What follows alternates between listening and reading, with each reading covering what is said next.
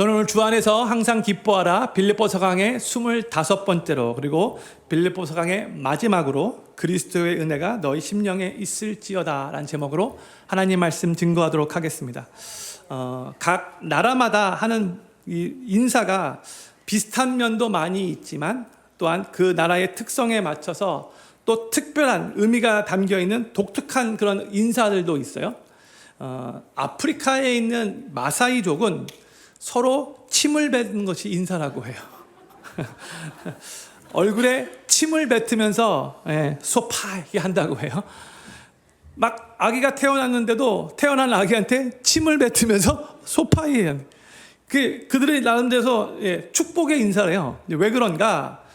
우선 이 사람들이 하는 그 소파이라는 말의 뜻이 물이 풍족하기를 바랍니다라는 그런 뜻이라고 해요. 그러니까 마사이족은 아프리카 사막 근처에 있는 부족이어서 물이 아주 귀하기 때문에 이 침도 그들에게는 물의 한 종류라고 생각해서 자신의 그 소중한 물을, 그 침을 나눌 수 있을 만큼 그 정도로 귀하게 생각한다, 그 정도로 반갑게 생각한다는 그런 뜻이라고. 소파이 이렇게 한다고. 저희도 한번 우리 소파이 족과 같이 한번 인사 한번 해볼까요? 절대 안 됩니다. 절대로 안 됩니다. 그런데 만약 학생이 선생님께 인사를 하면서 딱 팔짱을 끼고 있다고 생각하면은 이렇게 보면은 봤을 때에 참 버르장머리 없다 그런 생각이 들겠죠. 그렇죠? 하지만 미얀마에서는 예전에 이제 버마였지만 미얀마에서는 학교에서 수업을 시작하면서 반장이 일어서 선생님께 인사하면은 모든 학생들이 일제히 팔짱을 끼고 선생님께 목례를 한다라고 해요. 되게 버르장머리 없게 보이는데 그게 전통인 거예요. 왜 그런가? 오랫동안 이 영국의 통치를 받았던 미얀마 사람들은 이제 영국인을 만났을 때에 나에게는 아무런 무기가 없다 것을 보여주기 위해서 일부러 이렇게 팔짱을 낀 것이 그 전통이라고 해요. 그래서 이제 인사를 나눌 때도 그렇게 이제 인사를 하는 그런 유래가 거기서부터 시작이 된 거죠. 요즘 한국 사람들은 이제 여러 다양한 종류 인사를 하죠. 미국 닮아서 이제 굿모닝, 좋은 아침입니다, 또 안녕하세요, 이렇게 하지만 예전에 한국의 인사말이 뭐였어요? 식사 드셨습니까? 진지 드셨습니까? 이런 제가 지금 72년생이고 51세, 미국 나이 51세인데 제가 어렸을 때 한국에서 초등학교 때 그 인사를 하셨던 그 기억이 아직도 나요. 얼마나 가난했으면, 끼니를 이어가는 것이 얼마나 힘들었으면 만났을 때 첫 번째 인사가 진지 드셨습니까? 한국의 그 모습이 그랬던 거죠. 유대인들의 가장 보편적인 인사는 샬롬, 샬롬이 peace라는 뜻이죠. 평강을 이렇게 선포해 주는 인사말이에요. 한국도 역사적으로 참 외침이 많았지만 한국보다 더 많은 외침이 있었던 민족이 바로 유대인들이에요. 이스라엘이 있는 그 팔레스타인 지역이 아프리카와 또 유럽과 또 아시아 이 세 대륙이 만나는 중요한 위치에 있었기 때문에 주변에 있는 많은 사람들이 이 땅을, 이 이스라엘, 이 조그만 땅을 차지하기 위해서 많은 전쟁을 치루었고요. 그 틈에서 유대인들이 정말로 많이 고난을 받고 많이 죽기도 했어요. 그리고 많은 때에 식민지 생활을 하면서 강대국에게 조공을 바치는 신세였죠. 또한 지금 유대교, 또 기독교, 또 이슬람교 세계 3대 종교의 근원지가 예루살렘이라고 할 수 있기 때문에 아직까지도 그 땅에서는 지금 전쟁이 일어나고 있어요. 그렇죠? 그렇기 때문에 유대인들에게는 상대방에게 이 평안을 기원하는 샬롬을 이렇게 외치면서 인사하는 것이 오래된 전통입니다. 그러니까 각 나라마다 가지고 있는 그 독특한 그 인사말에는 특별한 의미가 다 담겨져 있는 것이죠. 저는 드디어 오늘 이제 금년 1월 첫 번째 주부터 시작한 빌립보서 강해의 그 긴 장정을 오늘 마치게 되었어요. 아마 많은 성도님들이 금년 초에 빌립보서 강해를 시작할 때 빌립보서는 총 4장밖에 되지 않기 때문에 금방 끝나겠구나 이렇게 생각하셨을지 모르겠지만 무려 지금 7월 둘째 주가 25주에 걸쳐서 이 말씀을 나누게 되었어요. 제가 빌립보서 강해를 하면서 금년 저희 교회의 주제가 뭐예요? 주 안에서 항상 기뻐하라잖아요. 그렇죠? 그래서 주님 안에서 정말로 기뻐하는 것이 무엇인가? 어떻게 주님 안에서 항상 기뻐할 수 있는가? 여기에 좀 더 집중해서 말씀을 나누었죠.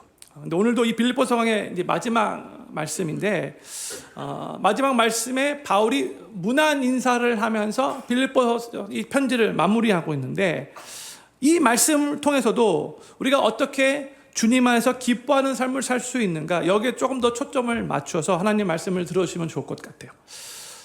사도 바울은요, 아무런 죄가 없었어요. 로마법으로 봤을 때도 아무 죄가 없었고, 사실 유대법으로 봤을 때도 아무런 죄가 없었어요. 근데 유대인들이 자꾸 사도 바울이 가는 곳마다 율법을 통해서는 절대 구원받지 못합니다. 예수 그리스도를 믿는 믿음으로만 구원받을 수 있습니다. 이렇게 말하고 다니니까 유대인들이 화가 나서 음모를 씌워서 거짓말로 바울을 막 죽이려고 했죠. 이런 말씀드렸지만 바울을 죽이기 전까지는 먹지도 않고 마시지도 않겠다고 그렇게 다짐한, 그렇게 맹세한 사람들이 40명 넘었었어요. 바로 그러한 상황에서 그 당시 이 유대 지역을 다스리고 있었던 벨릭스 총독이 바울에게는 분명히 죄가 없음을 알았음에도 불구하고 이 유대인들 환심을 잃고 싶지 않아서 유대인들의 눈치를 보면서 계속해서 어쩔 수 없이 바울을 이 감옥에, 가이사라에 있는 감옥에 감금시켰죠. 그렇게 2년이 지났는데 바울이 이제 본인이 로마 시민권자이기 때문에 그 로마 시민권의 그 특권을 사용하여 나는 황제 법정에 서기 원합니다, 이렇게 요청을 했고, 그래서 그 이후로 바울은 로마 제국의 수도인 로마로 그렇게 이송되었고, 계속해서 이 로마에서 감금된 상태로 황제 법정에 설 날을 기다리고 있었어요.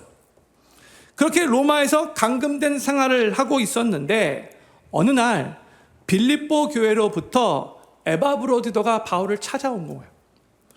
그런데 찾아왔을 때에 이 에바브로디도 편으로 빌립보 교회 성도들이 보낸 그 연보, 그 사랑의 마음이 담겨있는 그 헌금을 보고 정말 깊은 감격과 기쁨과 위로를 얻어요.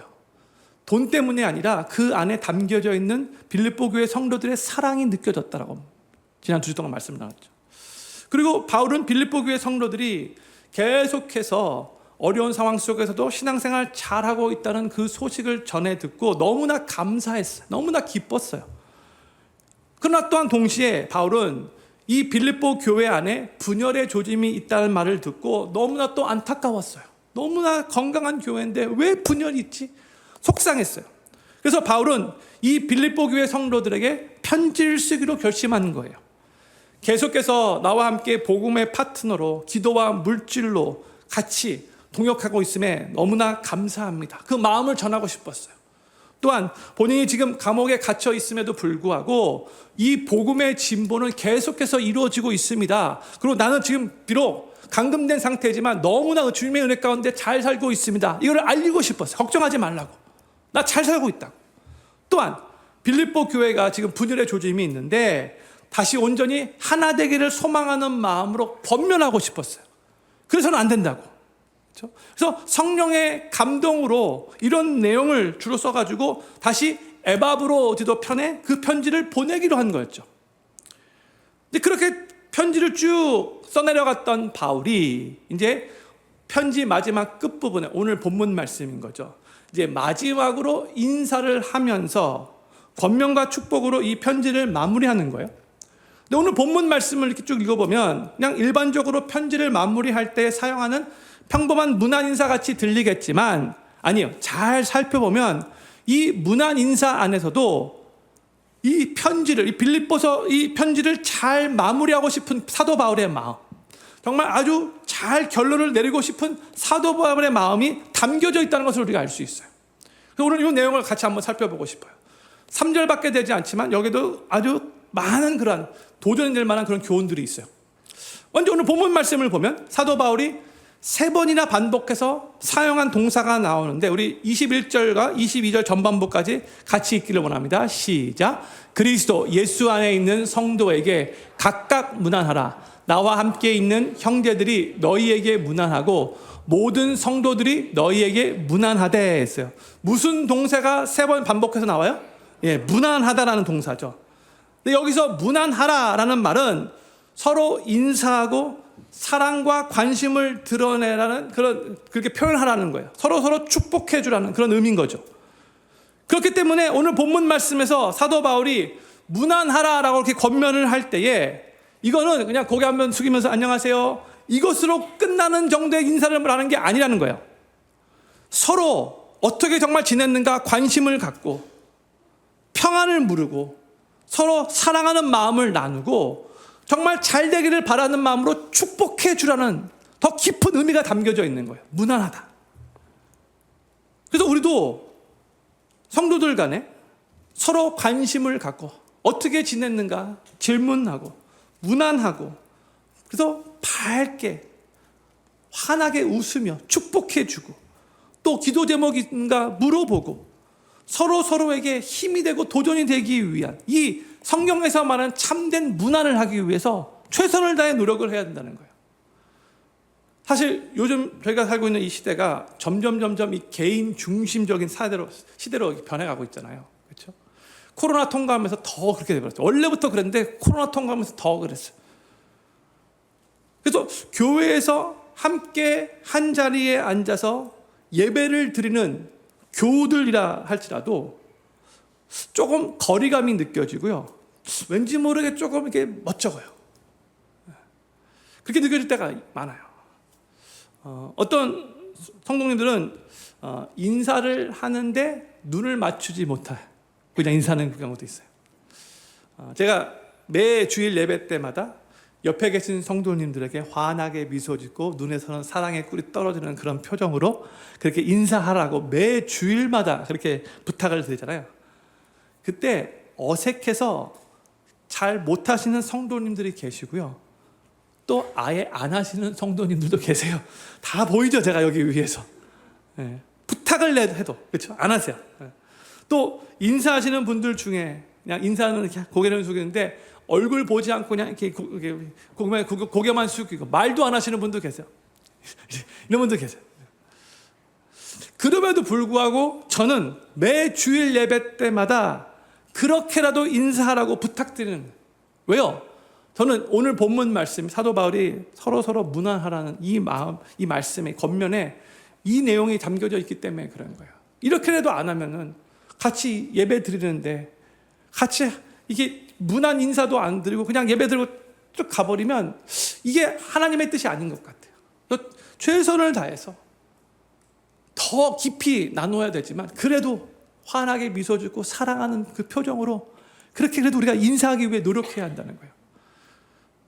사랑하는 필립교회 성도님들, 다른 성도들과 인사를 나눌 때 어색하게 생각하시지 않기를 바라고 조금 더 마음을 여시고 조금 더 적극적으로 인사하시면서 서로 무난하실 수 있기를 간절히 소망합니다. 상대방이 나에게 먼저 다가오기를 기다리는 것보다 내가 먼저 다가가기 위해 노력하시면 좋을 것 같아요. 그리고 그 인사와 문안 속에 사랑이 전달되고 또 사랑이 느껴질 수 있도록 그렇게 노력하시면 좋을 것 같아요. 형식적으로 영혼이 없는 그냥 안녕하세요가 아니라 노력하자는 거예요. 그게 성경의 가르침이에요. 제가 전에 이런 글을 읽은 적이 있어요. 제가 그냥 그대로 읽을게요. 스크린에 나올 텐데 눈으로 따라주면 좋을 것 같아요. 돈은 없어도 인사는 할 수 있습니다. 그런데 돈 안 드는 인사를 하는데 서로 깊은 사랑을 나눌 수 있습니다. 부드럽고 정다운 얼굴로 상대방을 대하는 것입니다. 사랑하는 말, 칭찬하는 말, 위로의 말로 다른 사람에게 말해주는 것입니다. 마음의 문을 열고 그 마음을 따뜻하게 해주는 것입니다. 호의를 담은 눈으로 바라봄으로써 베푸는 것입니다. 관심을 갖고 굳이 묻지 않아도 상대의 마음을 헤아려 먼저 다가가는 것입니다. 했어요. 저는 이러한 모습들이 우리 워싱턴 필그림교회 성도님들 한 분 한 분의 마음 가운데 그 표정 가운데 더 많이 있었으면 간절히 소망하며 간절히 기도해요. 그러길 바라요. 별로 아멘을 안 하시는데. 예. 다시 한번 할게요. 저는 이러한 모습들이 우리 워싱턴 필그림교회 성도님들 안에 더욱더 많아지게 되기를 간절히 소망합니다. 그리할 때에 우리 교회가 더 은혜가 넘치고요. 또 사랑이 더 넘치고요. 또 빌립보서 이 핵심 주제와 같이 우리 심령 가운데 그걸 통해서 기쁨도 넘치고요. 그리고 더 가족과 같은 그러한 모습으로 함께 격려하며 서로 같이 더 잘 성장하고 성숙해 나갈 수 있는 거예요. 이게 바로 주님이 우리들에게 기대하시는 모습이에요. 따로따로 혼자 개인적으로 신앙생활하는 게 아닌 거죠. 함께 도와가며 함께 축복하며 함께 격려해가며 우리가 혼자가 아니라는 것, 함께 예수 그리스도를 통하여 구원받은 성도가 된 것에 대해서 감사하고 서로가 서로에게 힘이 되고 축복이 되는 그런 아름다운 관계를 계속해서 하나님이 유지하며 그렇게 신앙생활하기를 너무나 원하신다는 거예요. 그런데 오늘 본문 말씀을 보면 특별히 이제 문안을 하는데 누구에게 문안하라고 하는가? 21절 전반부에 이렇게 말을 하고 있어요. 그리스도 예수 안에 있는 성도에게 각각 문안하라 했어요. 한국말로는 각각 문안하라라고 번역됐는데 영어로 보면 Every saint in Christ Jesus라고 번역됐어요. 그러니까 우리가 교회에서 문안해야 하는 대상은 일부 나하고 친한 성도들만이 아니라 모든 성도들이라는 거예요. 각각 Every saint in Christ Jesus. 나와 친하고 나와 코드가 잘 맞고 나한테 도움이 될 만하고 나하고 어느 정도 연령층이 같고 나하고 배경이 비슷한 사람들에게만 문안하는 게 아니에요. 모든 성도들에게. 이거는 별로 친하지 않는다 할지라도, 잘 모른다 할지라도, 코드가 잘 맞지 않는다 할지라도, 조금 껄끄러운 관계에 있다 할지라도, 조금 나하고 많이 다르다 할지라도, 그럼에도 불구하고 다 예수님 믿는 크리스찬 성도가 되었다면 교회 안에서 다 문안하기 위해 최선을 다해 노력해야 된다는 거예요. Every saint in Christ Jesus. 그게 문안의 대상이라는 거예요. 근데 우리가 교회 안의 모든 성도들에게 각각 하나님의 마음을 품고 문안하기 위해서는 먼저 하나님의 마음과 하나님의 시선으로 다른 성도들을 바라보는 것이 너무나 중요한 거죠. 하나님이 어떻게 다른 성도들을 바라보시는가? 이 하나님의 마음을 품어야 돼요. 시편 16편 3절 말씀을 보면 하나님이 성도들을 어떻게 보시는가가 기록되었는데 같이 읽도록 하겠습니다. 시작. 땅에 있는 성도는 존귀한 자니 나의 모든 즐거움이 저희에게 있도다. 아멘. 여기 보세요. 하나님 하실 말씀이에요. 성도는, 땅에 있는 성도는 존귀한 자래요. 하나님 말씀하시는 거예요. 그러면서 뭐라요? 하나님이 나의 모든 즐거움이 성도들에게 있다. 하나님의 모든 즐거움이 옆에 계신 바로 그 성도들에게 있는 거예요. 하나님의 마음이에요. 또한 유명한 말씀 스바냐 3장 17절 말씀도 하나님이 하나님의 백성들을 보실 때 어떤 마음이신가를 기록하고 있어요. 같이 한번 읽겠습니다. 시작. 너의 하나님 여호와가 너의 가운데 계시니 그는 구원을 베푸실 전능자시라. 그가 너로 인하여 기쁨을 이기지 못하여 하시며 너를 잠잠히 사랑하시며 너로 인하여 즐거이 부르며 기뻐하시리라 하리라. 아멘. 이게요, 하나님이 나에게만 이렇게 하시는 게 아니라 내 옆에 있는 다른 성도들에게도 하나님이 동일한 이런 마음을 갖고 계신다는 거예요. 그렇죠? 그러니까 하나님께서 우리 하나님 백성, 우리 한 명 한 명을 보실 때 예수 그리스도를 삶의 구세주를 영접하고 구원받은 우리 성도들을 보실 때 바로 이 마음으로 기쁨을 이기지 못하는 그러한 모습으로 하나님 우리를 바라보시는 거예요. 우리도 바로 그 주님의 눈으로 우리 주변에 있는 성도들을 바라볼 수 있어야 하는 거죠.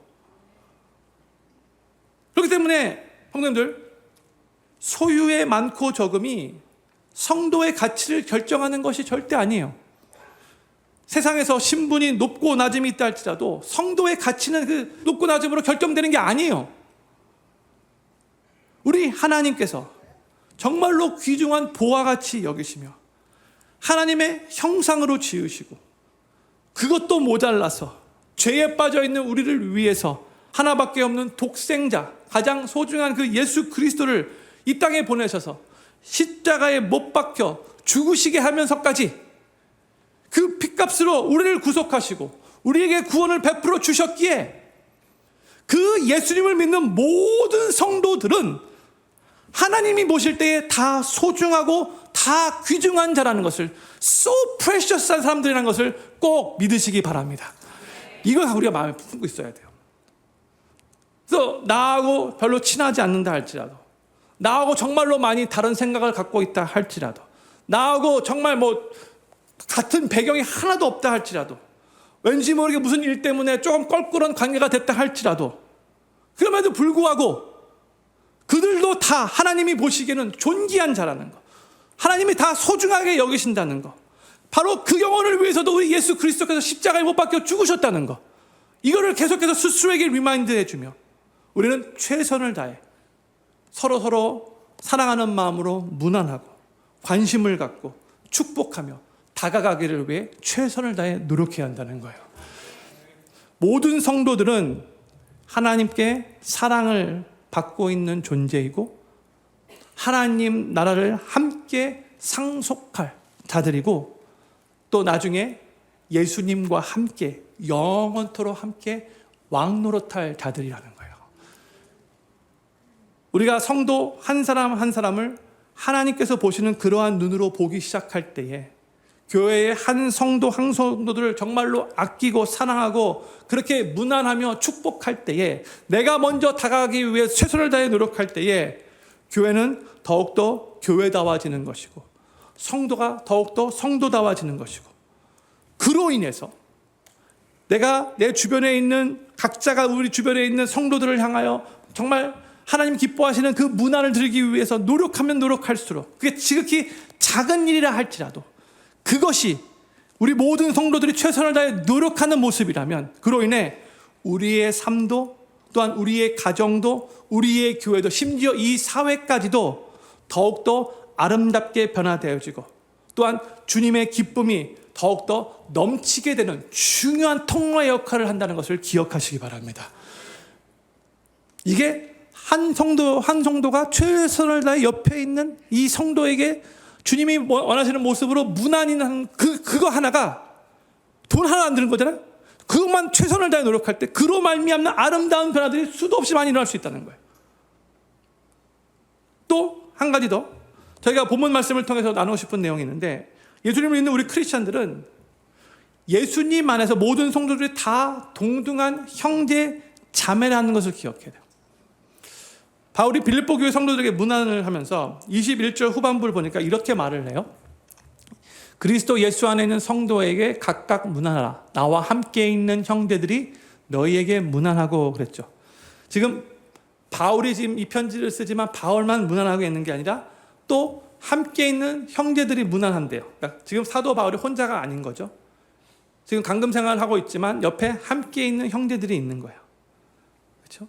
그런데 여기서 바울과 함께 있는 형제들은 어떻게 보면은 이제 우리가 성경을 봤을 때 디모데는 확실히 있어요. 그리고 또 에바브로디도, 빌립보 교회에서부터 파송받은 에바브로디도 있죠. 또한 바울의 사역을 통해, 복음 전함을 통해 예수님을 삶의 구세주로 영접한 자들이 또 옆에서 바울과 함께 또 있는 것들이, 그렇죠. 그래서 다른 신앙들이 같이 지금 사도 바울과 함께 이 빌립보서를 쓸 때에 같은 마음으로 지금 그렇게 문안을 한다는 뜻인 거죠. 그런데 바울이 이들을 형제들이라고 부르고 있어요. 영어로 brothers. 그렇죠. 그러니까 엄밀히 말해서 바울은 그들의 큰 영적 지도자죠. 멘토죠. 큰 스승이 돼요. 그럼에도 그냥 다들 형제들이라고, brothers라고 이렇게 부르고 있는 거예요. 왜냐? 예수님을 삶의 구세주로 영접하고 크리스찬이 된 사람들은 이제 예수 그리스도 안에서 다 한 형제가 되었다라고 성경이 거듭거듭 가르치고 있기 때문에 그런 거예요. 예수님 믿으면 다 형제 자매가 된 거예요. 이게 누가 더 높고 누가 더 낮고 없는 거예요. 예수님 믿으면 다 형제예요. 제 아들이 고등학생 때 한 번 저에게 와서 딱 어깨 동무를 하며 What's up, brothers? 딱 이렇게 말하더라고요. 그래서 쳐다보면서 뭐야 하면서 Son, I'm your father. 그랬더니 Come on, we are all brothers in Christ. 이렇게 말하더라고요. 다 그리스도 안에서 다 형제라고. 그러면서 또 뭐라고 말하냐면, 아빠, 나중에 천국 가면 다 서로 brother이라고 부를 거니까 지금부터 익숙해지라고. 그렇게 말하더라고요. 근데 맞는 말인데 좀 기분 나빠, 그죠? 그래서 지금 많이 하여튼 익숙해졌어요. 근데 성경을 보면 하나님은 이제 우리가 예수님을 삶의 구세주로 영접하는 그 순간부터 우리의 아빠, 아버지가 되신다고 말하고 있죠. 온 우주 만물을 창조하신 전능하신 하나님, 위대하신 광대하신 하나님, 거룩하신 하나님이 이제 우리 아빠 아버지가 되시는 거예요. 와, 놀라운 거죠. 그런데 또 성경은요, 히브리서 2장 말씀을 보면 이제 예수님이 우리의 브라더이 되신다까지 우리들에게 알려줘요.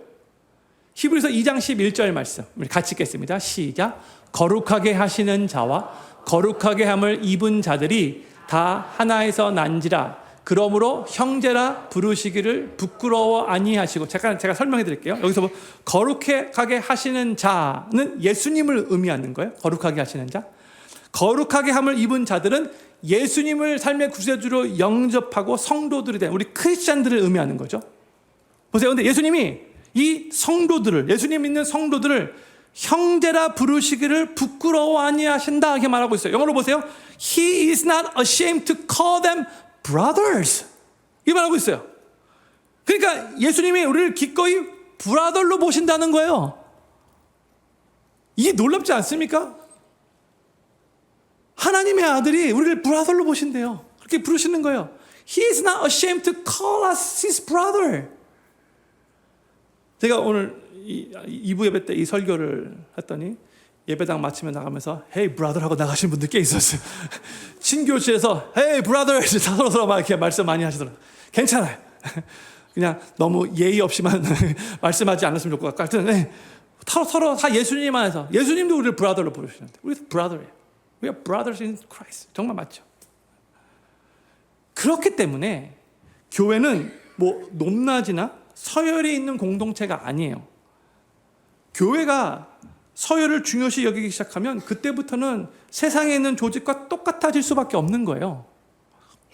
교회는요, 주님의 몸된 교회는요, 뭐 계급 구조나 높낮이의 서열이 있는 그런 공동체가 아니에요. 그런 이 세상에 있는 조직 중에 유일하게 계급 구조, 높낮이 서열이 전혀 없는 그런 유일한 공동체가 예수 그리스도의 몸된 이 교회인 거예요. 세상 조직들은 뭐 그럴 수밖에 없겠죠. 군대도 마찬가지고 뭐 회사들, 기업들도 다 그럴 수밖에 없죠. 그래서 높은 서열에 있는 사람이 낮은 서열에 있는 사람들에게 명령도 하고 큰 소리도 치고 잘못했을 때 뭐 책망도 하고 막 그렇겠죠. 그런데 교회는 모든 성도들이 다 같은 형제이기 때문에 모든 성도들이 다 동등되게 여겨져야 하는 거예요. 누가 더 높고 누가 더 낮은 사람이 없는 거예요. 이걸 기억해야 돼요. 그래서 교회에 오면 세상에서는 정말 높이 있는 대통령이라 할지라도 기업의 총수라 할지라도 뭐 군대에서 4스타 장군이 왔다 할지라도 이 교회 안에서는 다 예수님 안에서 한 형제예요. 다 동등된 지체로 돼야 되는 그런 모습이 우리 가운데 있어야 되는 거예요. 이걸 기억해야 돼요. 그리고 예수님은요, 도리어 예수님의 제자들에게 무엇을 가르쳤는가? 마태복음 20장 25절부터 27절까지의 말씀 제가 천천히 읽겠습니다. 예수께서 제자들을 불러다가 가라사대 이방인의 집권자들이 세상 사람들을 말하는 거죠. 저희를 임의로 주관하고 그 대인들이 저희에게 권세를 부리는 줄을 너희가 알거니와 너희 중에는 그렇지 아니하니, 그러니까 예수님 믿는 자들은 그러면 안 된다는 것이죠. 너희 중에 누구든지 크고자 하는 자는 너희를 섬기는 자가 되고 너희 중에 누구든지 으뜸이 되고자 하는 자는 너희 종이 되어야 하리라. 이게 하나님 나라의 원리인 거예요. 그렇기 때문에 예수 그리스도의 이 몸된 교회는 누가 더 높다라고 말할 것이 없어요. 서로가 서로를 섬기기 위해서 먼저 낮아지고 먼저 희생해야 하는 게 바로 이 예수 그리스도의 몸된 교회인 거예요. 주님이 바로 그렇게 우리를 교회로 부르신 거예요. 하나님의 아들이신 예수님께서 이 땅에 인간의 몸을 입고 오시고 정말 천지를 창조하신 창조주셨음에도 불구하고 그분이 창조한 우리 인간 앞에서 무릎 꿇고 한 명 한 명의 발을 씻기셨어요. 겸손하게. 그리고 그 본을 보여주셨다고 하죠.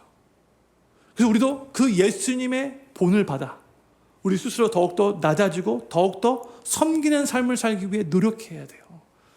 그게 예수님 우리에게 기대하는 모습이에요. 그래서 신앙생활을 하면 할수록 신앙의 연륜이 더 많아지면 많아질수록 우리는 우리 스스로를 더 깨뜨리고 우리가 더 예수님의 성품을 닮아서 더 부드러워지려고 노력하고 더 자기 자신을 부인하는 그런 성숙함이 있어야 하는 거예요. 예수님 닮는 모습이 있어야 되는 거예요. 그리할 때에 주님의 몸된 교회는 더욱더 강력한 생명력을 갖게 되는 것이죠. 저는 필그림교회 모든 성도님들이 우리 모두가 다 예수 그리스도 안에서 한 형제가 된 것을 꼭 믿으시기 바라고, 하나님의 아들이신 예수님께서 온전히 낮아진 모습으로 섬기셨던 것과 같이 그 예수님을 본받아 우리도 더욱더 낮아지고 더욱더 섬기고 더욱더 희생하는 삶을 살아가시게 되기를 우리 구주 예수님의 이름으로 간절히 축원합니다. 오늘 본문 말씀에서 바울이 문안하는 그 과정에서 한 독특한 사람들의 이름을 이렇게 우리들에게 알려줘요. 22절 말씀 같이 읽겠습니다. 시작. 모든 성도들이 너희에게 문안하되 특별히 가이사 집 사람 중 몇이니라 했어요. 여기서 가이사는 시저, 로마 제국의 황제를 의미하는 거예요. 제가 빌립보서 강의 1장의 내용을 나눌 때 벌써 이 내용 나눴어요. 근데 오늘 본문 말씀이기 때문에 다시 한번 나누고 싶어요. 바울은요, 황제의 법정 앞에 서기 위해서 기다리며 이 로마의 감옥에 감금되어 있었는데 그때 시위대가 바울을 지키고 있었어요. 이 시위대는 영어로 Imperial Guard인데 로마의 황제를 지키기 위한 군대예요. 가장 중요한 역할이 바로 그거예요. 이들은 다른 로마 병사들보다 더 높은 지위와 혜택을 누리며 황제 측근에 있었던 군인들이에요. 이들은 이방인의 피가 혹시 섞여 있거나 노예 출신이거나 하면 조그마한 그런 결격 사유가 있으면 이 시위대로 뽑히지 못해요. 로마 제국의 최고의 군사여야 돼요. 로마 제국의 정신이 투철했던 엘리트고 이 황제 숭배 사상으로 철저히 무장되어 있던 정예 부대가 바로 이 시위대예요. 이 시위대들은 세 가지 임무가 있었어요. 첫 번째는 황제를 호위했어요. 이건 정말 중요한 거죠. 가장 중요한 임무죠. 그리고 또 이제 어떤 시위대 이제 좀 돌아가면서 외국에서 잡혀온 포로들을 또 관리해야 했어요. 또 세 번째는 황제의 법정에 서기 위해 기다리는 이 미결수 죄수들을 또 지키는 일을 이 시위대가 한 거예요. 가장 중요한 건 첫 번째지만 이런 일들도 또 했다는 거예요, 시위대가. 근데 우리가 빌립보서 1장을 보면 알듯이 바울은 이제 황제의 법정에 서기 위해 기다리던 중에 자신을 옆에서 지키고 있었던 시위대에게 복음을 증거했죠. 황제의 법정에 서기 전에 이제 미결수 죄수들을 가두는 이 감옥은 6시간 단위로 교대가 이루어지는 하루 4교대 시스템이었어요. 그러니까 바울은요, 하루에 4명의 다른 시위대를 만나서 4명의 다른 시위대에게 복음을 전할 기회를 얻게 된 거예요. 뭐 시간이 흘러가면 또 동일한 사람이 또 오게 됐지만 하여튼 계속해서 여러 시위대에게 이 임페리얼 가드에게 사도 바울이 복음을 전할 수 있었어요. 그리고 그 복음을 들었던 시위대들 중에 많은 숫자는 아니었지만 이 시위대 몇 명이 사도 바울이 전한 복음을 듣고 삶의 구세주를 예수님 영접하고 구원받은 놀라운 역사가 일어났어요. 그런데요, 이 시위대가 하는 역할이 뭐냐면 황제를 보호하고 호위하지만 황제의 가족들도, 황제의 친족들도 호위하거든요. 근데 이 시위대 중에서 예수님을 삶의 구세주로 영접하고 구원받은 감격이 너무나 크니까, 너무너무 이게 마음이 너무 뜨거우니까 이들이 가만히 있을 수 없었던 것 같아요. 그러니까 황제의 가족들에게도 복음을 전한 거예요. 사도 바울이 전한 게 아니고 사도 바울을 통해서 복음을 듣고 예수님을 영접한 시위대 사람들 중에 몇몇이 또 황제의 가족들을 호위하다가 복음을 전한 거예요. 그리고 이 황제가 그동안 예수 믿는 크리스찬들 가만 놔두지 않고 엄청나게 핍박하는데, 근데 황제의 가족들에게 복음을 전하는 것 자체는 자기 생명 걸고 하는 거거든요. 혹시 적발되면 큰일 날 수 있잖아요. 근데 그 일을 한 거예요. 어느 정도 좋은 관계 가운데 했겠죠. 지혜롭게 했겠죠. 그래서 오늘 본문 말씀이 지금 황제의 가족들 중에 몇몇이 나와 함께 빌립보 교회에 있는 성도들에게 문안합니다. 이렇게 말하고 있는 거예요. 전혀 지금 감격이 없으신데 이게 어마어마한 일이에요. 사도 바울은요, 원래 로마에 가고 싶었죠. 로마 제국의 심장부, 황제가 있는 곳인데. 자유의 몸으로 원래 갈 계획이었지만 지금 사실 바울은 지금 감금된, 자유롭지 못한 미결수 죄수의 몸이에요. 그럼에도 지금 로마에 왔어요. 자신이 있는 그곳에서 최선을 다해 자신을 지키고 있는 시위대에게 복음을 전했어요. 그걸 통해서 시위대가 예수님을 삶의 구세주로 영접한 자들이 있었어요. 그들도 가만히 있지 못하고 황제 가족들에게도 또 복음을 전했어요.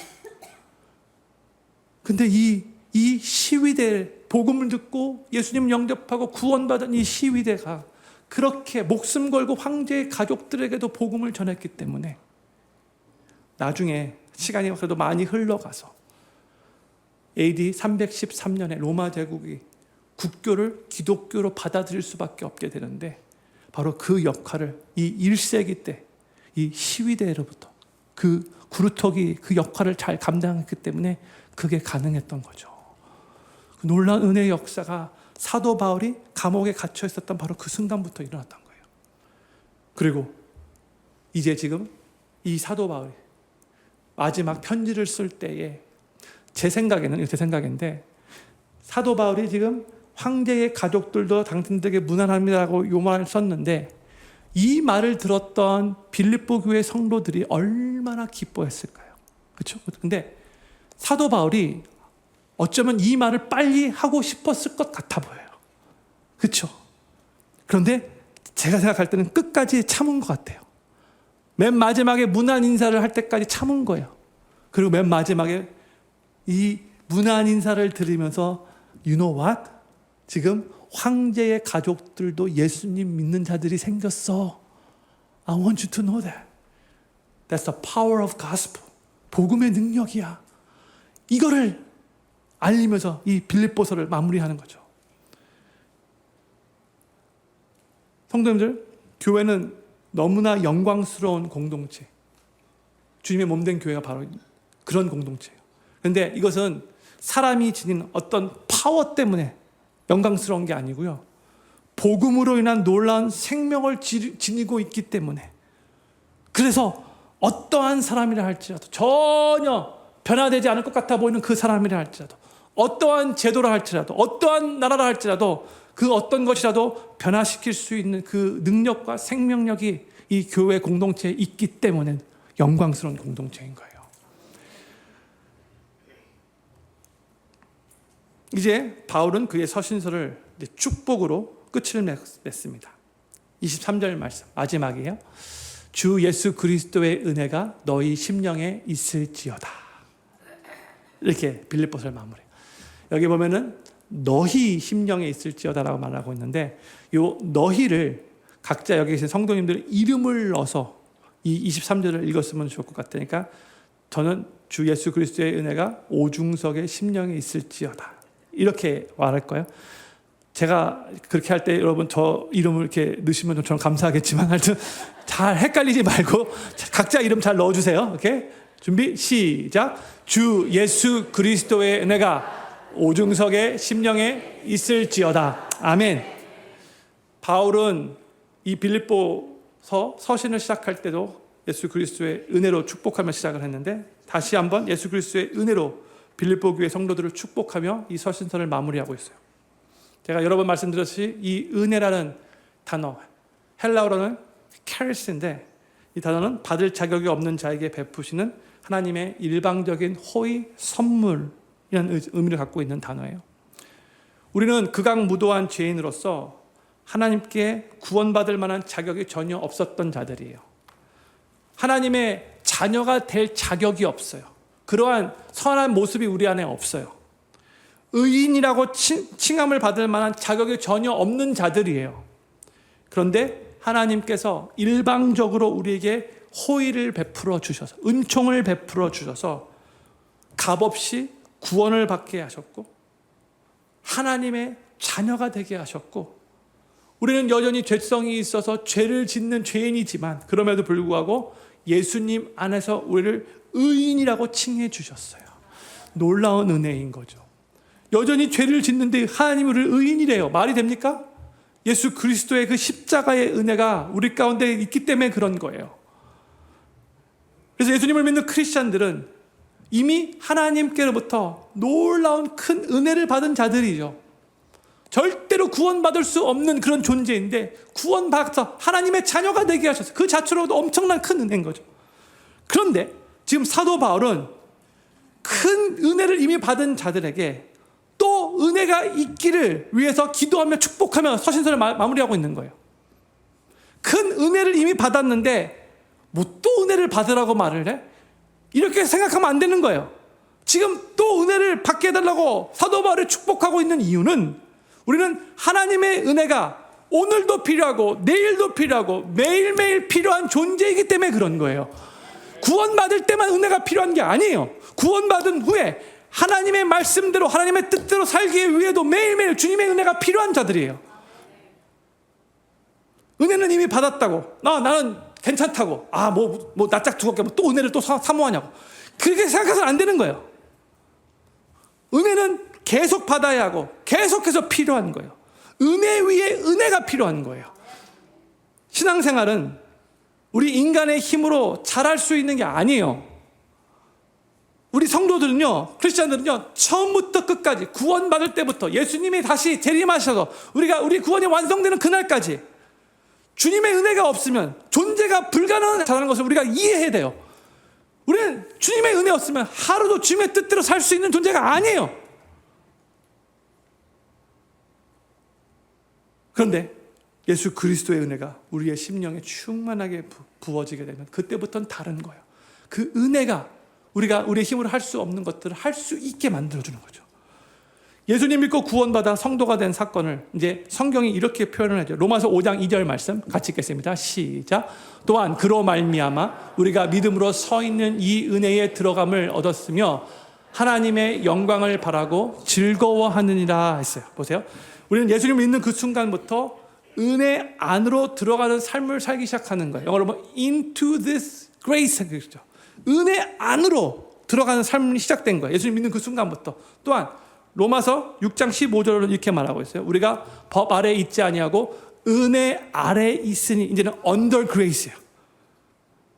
우리가 우리 자신을 볼 때에 예수님 믿고 크리스찬이 되었지만 여전히 많은 것이 부족하게 느껴지잖아요. 많이 연약하게 느껴지잖아요. 근데 그렇다 할지라도 우리는 더 이상 율법 아래에 있지 않대요. 이 말은 더 이상 우리는 정죄 아래에 있는 게 아니에요. 우리는 주님의 은혜 아래에 있는 거예요. We are under His grace예요. 이걸 우리가 항상 생각해야 돼요. 우리는 예수 그리스도의 은혜가 아니고서는 주님이 원하시는 모습대로 주님이 우리를 향해 갖고 계신 바로 그 계획대로 그렇게 잘 살 수 없어요. 주님의 은혜가 필요한 거예요. 그 주님의 은혜 안에서 그 주님의 은혜 아래서 그 주님의 은혜 때문에 우리는 수많은 한계와 연약함과 부족함이 있는 삶을 산다 할지라도 그럼에도 불구하고 계속해서 이 세상에서 주님의 자녀로 천국 백성으로 계속해서 이 세상을 승리하며 살아갈 수 있게 되는 거예요. 주님의 은혜 때문에 가능한 거죠.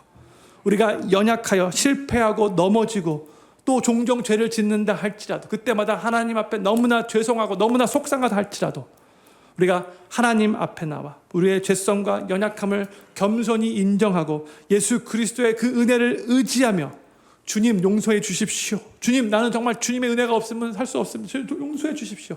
그렇게 기도하면 우리 주님은 우리를 또다시 용서해 주시고 우리를 다시 회복시켜 주시고 우리로 하여금 다시 일어나 주님의 뜻대로 살 수 있도록 우리들에게 힘을 공급해 주시는 분이신 거예요.